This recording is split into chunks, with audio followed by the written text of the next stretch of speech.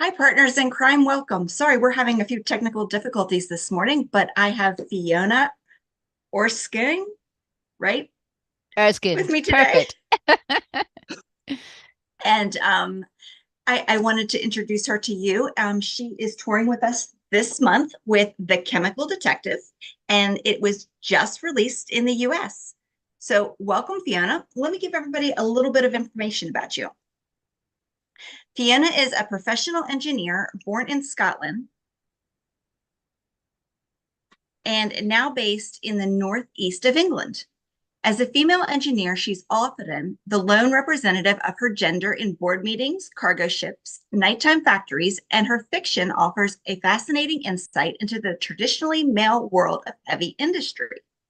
So, Fiona, you're always like around guys, and you are one of the few women on most of your daytime things. So, Aren't, what is aren't, that aren't, like? aren't I lucky? I'm sure there are pros and cons. There are, of course, yes. Yeah, I mean, it's a very male world engineering still. It's funny, I worked in Portugal for nearly 10 years and but it was much better mixed. So Yeah. I think the UK and the US, I mean, the US is better. I worked in Tennessee for a while, and I was really pleased to see how many female crafts people there were, which is really Yeah. nice. Carpenters, electricians, all sorts. It was fantastic. So yeah, the world sort of goes up and down, doesn't it? It changes, Yeah. but for some reason, heavy industry remains a very male preserve. Yeah, and it's not about strength. You know, the whole point of heavy industry is you have tools. So, you know, if you're a little bit less muscly than your male counterpart, you just use a longer lever and the physics are the same. That's amazing. I love your explanation and your insights on that. That is especially because you've got world experience, not just one country's experience. So that makes it so much more interesting. Now, we're currently touring The Chemical Detective, but you have a lot of other books that you've written and not necessarily like they haven't been available in the US. Can you tell us a little bit about those? Sure, yeah. So the sequel to The Chemical Detective, which is Mhm. set in Slovenia and England and Chernobyl in Ukraine, the sequel to that is set in China and it's called The Chemical Reaction. And I will be releasing it in the US very soon, on ebook. And after that comes, whoops, it's almost like a two-part, the chemical cocktail and the chemical code, both set in Brazil. Brazil's another country I've worked in. China's one. I like writing about the countries that I've spent time as an engineer in. And then there is Phosphate Rocks, which is a kind of like an autobiography. It's my first job as a very naive young engineer straight out of university into night shift in a fertilizer factory. And coming out at the end of this month, and this will be released in the US and the UK at the same time, is Losing Control, which is a cyber thriller. I have to admit, I love your covers, Fiona. They Aren't are they great? just Well, listen, this is fact, I would never ever dream. You okay?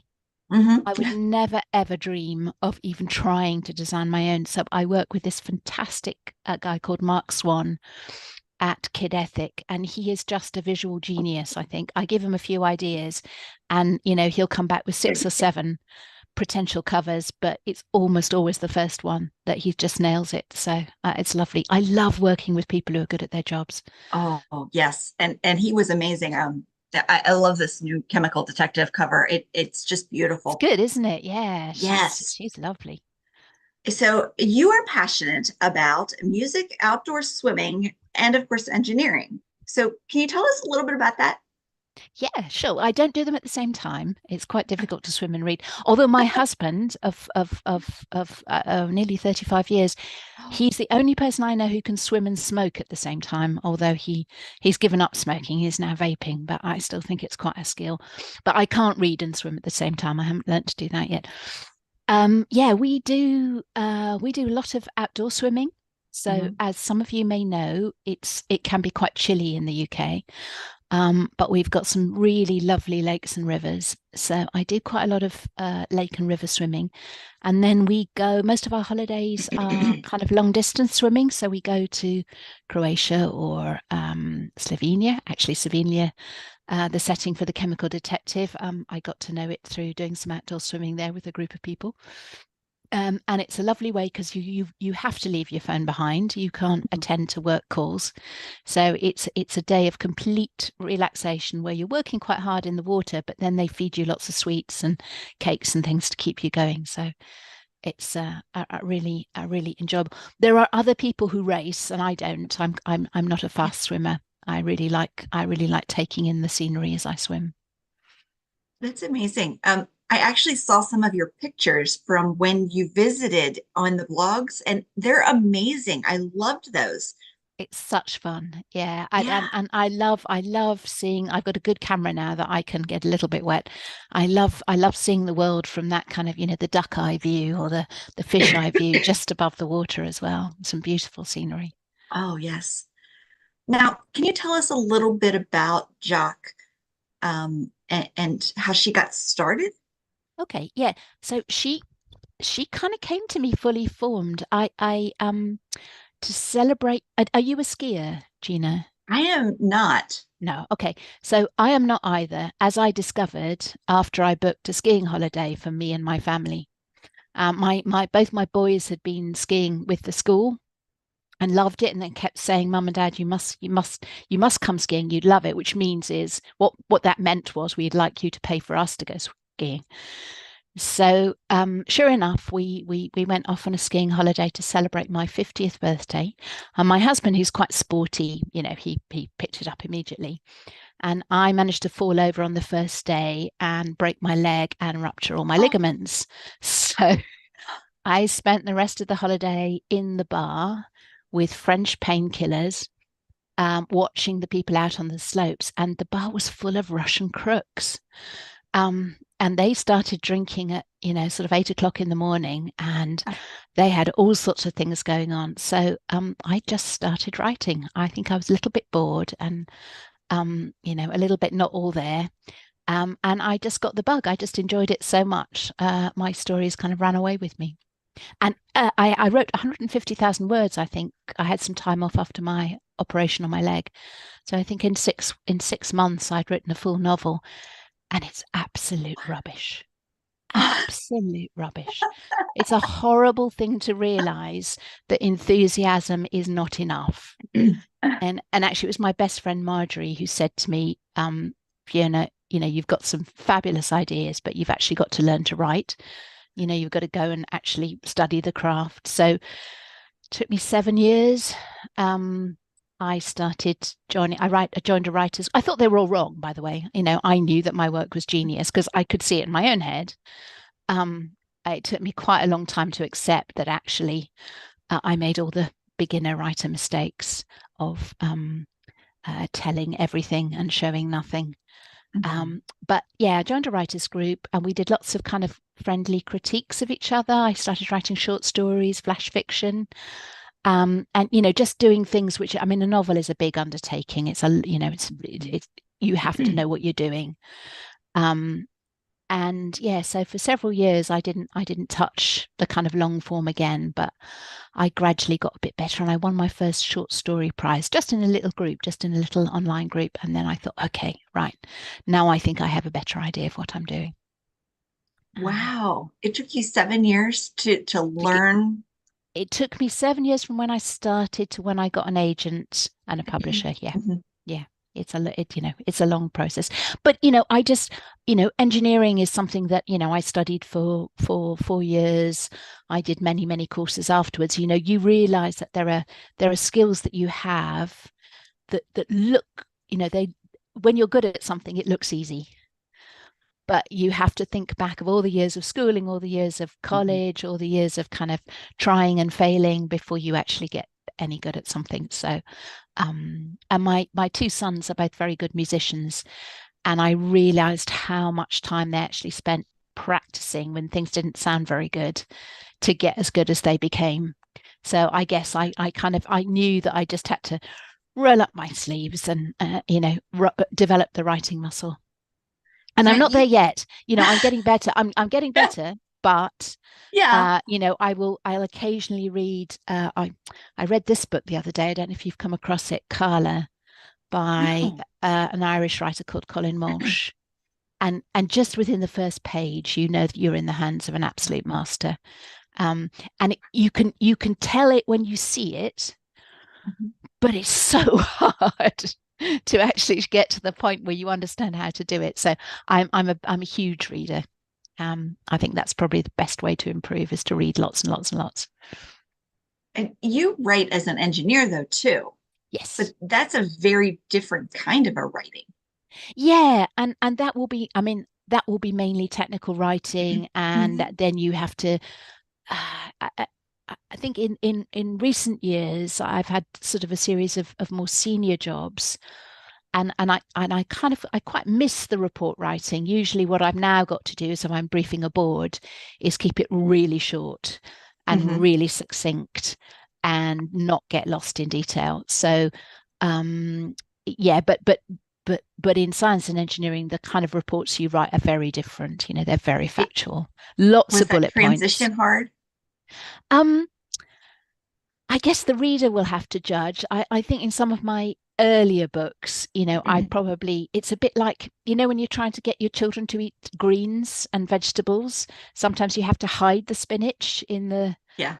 in the pie. So that's what I've tried to do with the books. I've tried to cram as much really interesting technical stuff as I can get away with.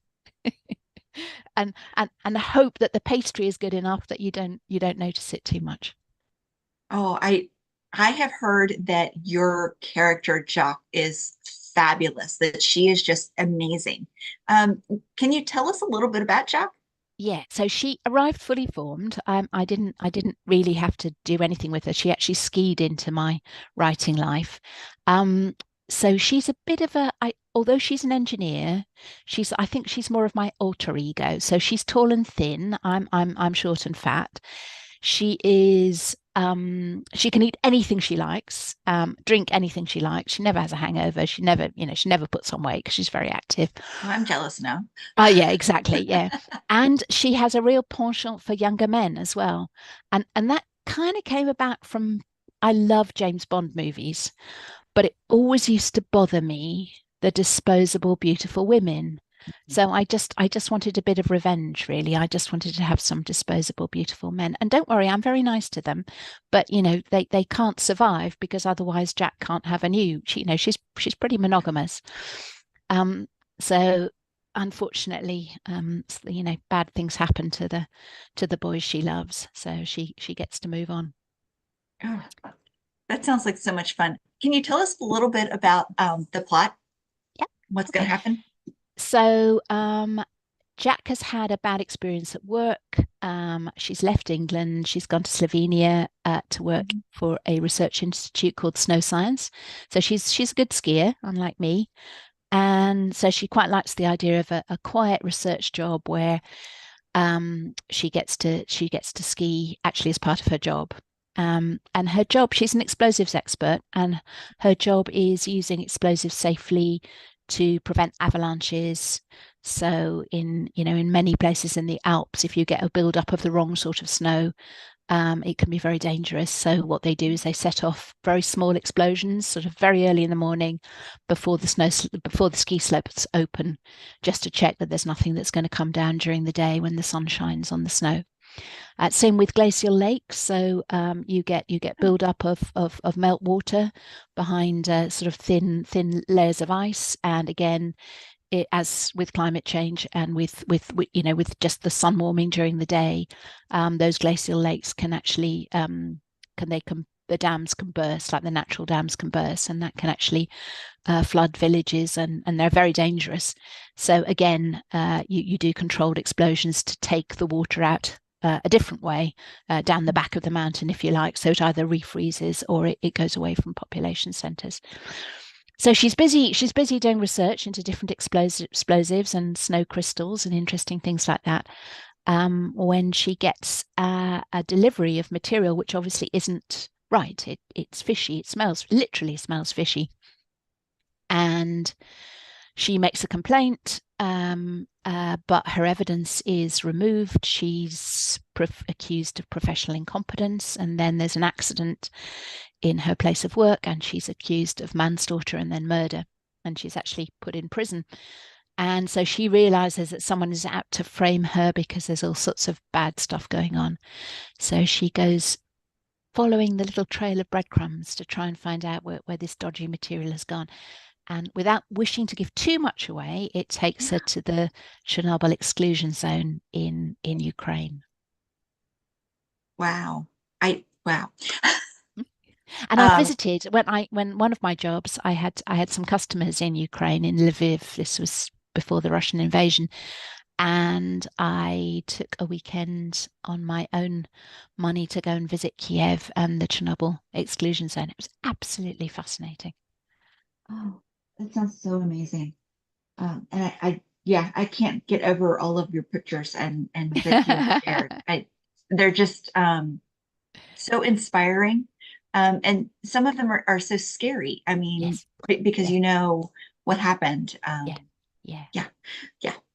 But that's the way we learn. We learn by looking at what's gone wrong and trying to understand it and making sure that we don't repeat those bad things again.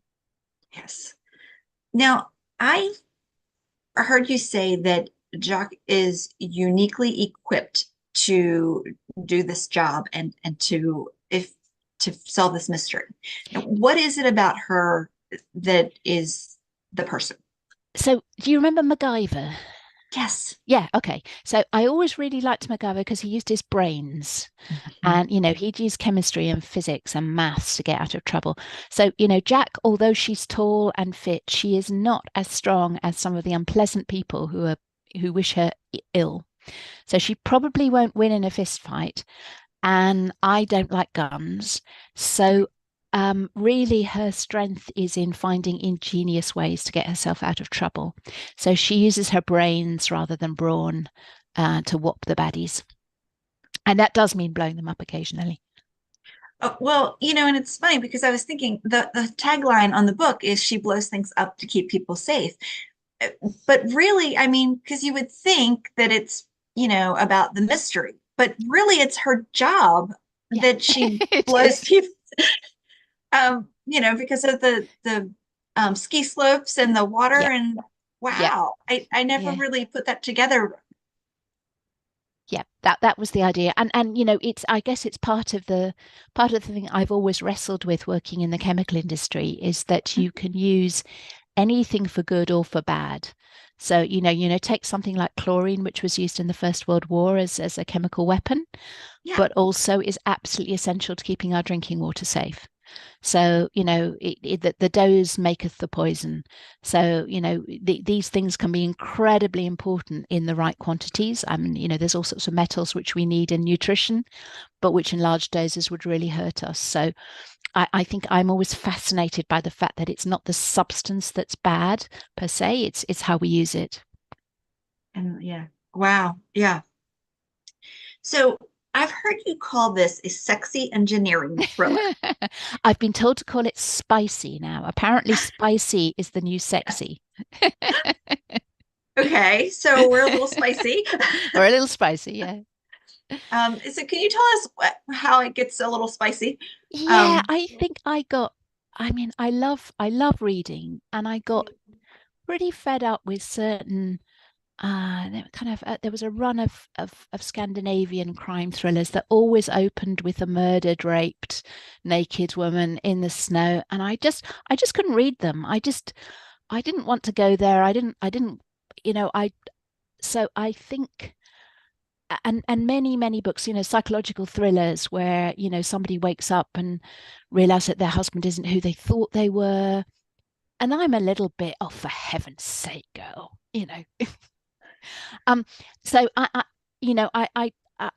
just saw a loss of agency in some of the female characters, and I really wanted to write about a character who's very secure in their own skin, who likes sex, who doesn't, doesn't have a problem with that, isn't I wouldn't say Jaq is particularly promiscuous. She has, she has very loving relationships. It's just unfortunate that the circumstances she's in, they don't last. But I wanted her to have sexual agency, if you like, and I wanted it not to be, there are threatening situations, but I didn't want to write about the rape or murder of women.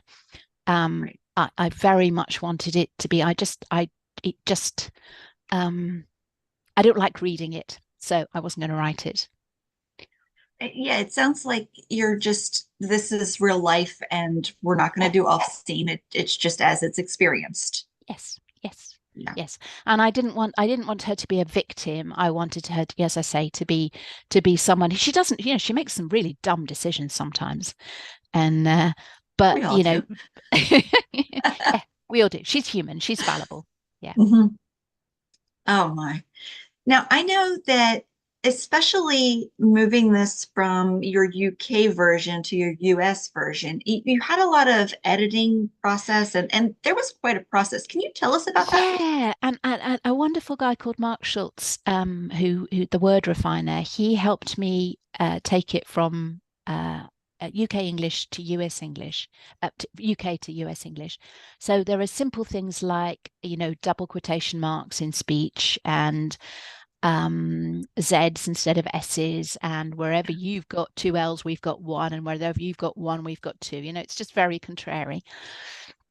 I'm not sure I'll do it with the next one. I think I might give it a try. For the first one, I just wanted to make it as reader friendly as I possibly could. Mhm. But Losing Control is coming out, and that will be in UK English.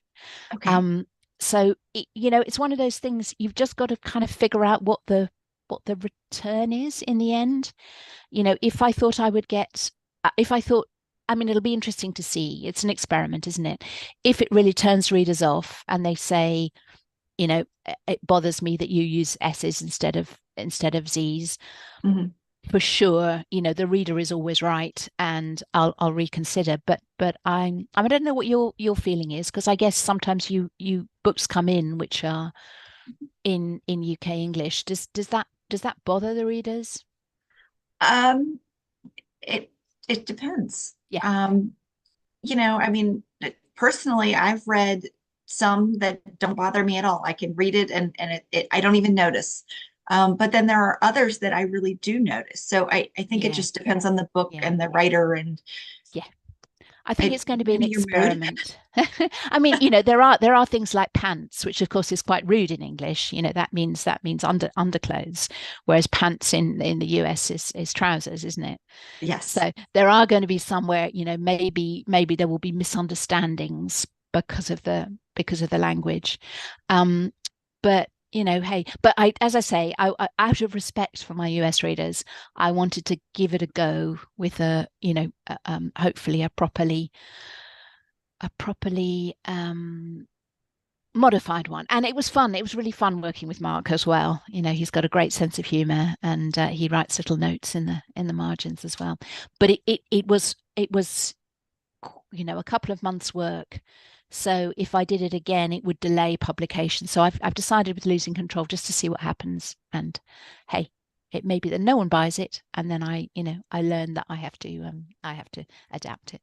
But our languages are so close. Yes, they are. You're absolutely right. And there are very few words. And okay, so let's be honest. Harry Potter has made that even closer because there's so much Yeah. now that And did is Harry Potter normal. not come out in a US edition? It did, but because they use some of the phrases and Yes, of course. terminology, Yeah, yeah, yeah, yeah, it's yeah, yeah, yeah. That's right. And of course, in the speech, you don't really want to change it, do you? Because it's got to right. be it's got to be true to the to The to the ethnicity of conversation. the speaker. Yeah, yeah. It's a good point. Yeah. Oh, I so enjoyed reading those books to my boys, but Tell me, unfortunately, they got too old too quickly, and they wanted to read them all by themselves. So I had to wait until they'd finished. oh, can you tell me a little bit about this upcoming book, Losing Control? Sure, yeah. So it's more of a police procedural. Um, Okay. and it's Di Julie Cadell. She is the diversity candidate. She's been a part-time. She's a mother of. She's had 3 children, and she's been part-time. She's been a part-time sergeant. She's very good at her job, very good at organizing things. But then some things happen in her family. She finds herself single, and she needs a better job. So she takes a promotion to detective inspector. And it's only later she realizes that they really, really don't want her to succeed. They've got to fill some quotas, and they don't actually think she's up to the job, and they're just going to sit back and let her fail. So she is, the film, the producers, I always really enjoyed that idea that you set something up to fail, and it's such a lovely turnaround when it becomes a big success. So she is sent to investigate a body which washes up in Hartlepool. Hartlepool's right on the northeast nub of England. It's an old heavy industrial port. A bit of a depressed area now, and it washes up under a 19th century frigate, the HMS Trincomalee, which is a boat built in India for the British Navy and is now in a museum in the Naval Museum. Anyway, she starts investigating this murder. It's very quickly thought that they found the perpetrator, and he's unfortunately had a motorcycle accident, so he isn't able to defend himself. But he's accused, and he's not expected to survive. So the police don't really want to investigate anymore. But Julie knows there's more to it than meets the eye, so she's not going to give up. So she has to be quite brave to bring the case to a conclusion. Yeah, I can imagine. And how long do we have to wait for that? That comes out in ebook on the 31st of October. Oh, that's so exciting. Yeah, it's very close. Yeah. Cool. And what else? I know you said that the second book in Jaq's series is Yeah. coming out soon. And Yes. when? So I just need to see how this book is done. And then I just need to adapt. It's going to be just a typesetting job, and I will publish it in the US. And then when would you like it to come out, Gina? I'll ask you that question. You give me a target. Well, I may not make it by the end of this year, but certainly early next year, I promise. Well, I am very excited to hear that. So, listeners, I have something special to tell you. Actually, 2 things. One, if you want the print version, and you have older eyes like I do, the Barnes and Noble version has a slightly larger typeface. And so for me, that is definitely the version that I'm reading, because it's the perfect typeface for reading, and I love the feel of the book. But if you are a Kindle or an ebook reader, you need to grab The Chemical Detective right away, because until the end of the month, it is on sale for only 99 cents. Thank you so much for sharing that with us, Fiona. So I am very excited, and I already grabbed my Kindle copy, and I have my Barnes & Noble copy. And I also have one of the Amazon copies, hardcover, to give to one of our giveaway winners. And so we'll be doing that this quarter. So I'm very excited to share that one. So thank you for your generosity. You're very welcome. I'm very excited to see what readers make of it. Oh, yes. So before we leave, I have one more question. We've talked a little bit about you are an engineer all day long and you write at night. And we have talked a little bit about how you enjoy the 2 facets and keeping them together. So can you tell us a little bit about how you merge those 2 lives? Yeah, it's funny, isn't it? We were just talking earlier about the fact I did try. I thought, you know what, there's another book that I'm writing at the moment, which I've been struggling with a bit, which is a science fiction book. And I thought, you know what, I'm going to take a break. One job had come to an end. I thought, before I take my next job, let me take some time to write. And you know what? The more time I have, the less productive I am. So I think I'm just pressure prompted. I think I when I write best when I've got short snatches of time. And then Mhm. occasionally where I do get a whole day or a whole weekend, it's a complete luxury and I just go at it hammer and tongs. But if it stretches out and I know I've got 3 weeks with nothing else in the calendar, I play around, I'll find things to do. I'll even do housework, which is, unheard of. Normally that's my husband who looks after that stuff. But hey, yeah. So I just realized that actually for me, writing is an escape. Mhm. So you can't be permanently in a state of escape. So I need the day job as my kind of grounding. And then the escape is into the writing. And I've just started teaching at the University of Sheffield. Fantastic group of students, many of whom have got industrial experience. And I'm absolutely loving hearing their stories. So there may be a little bit more of a merging between the two worlds, which will be fun. That sounds so exciting. Well, thank you so much for joining us today, Fiona. I love chatting with you always. You're so much fun and so interesting. Well, hopefully we can do this again when the rest of the series is out. That would be such fun. Oh, yes, I'm so excited about that. Partners in Crime, it's great to have you with us today. Check the show notes. I will have the link to the ebooks so that you can grab your copy before the end of the month. Thank you so Thank you. much. Thank you, Gina. And thank you